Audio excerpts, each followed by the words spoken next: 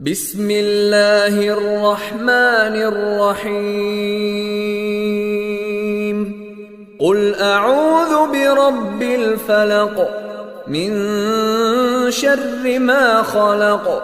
ومن شر غاسق إذا وقب ومن شر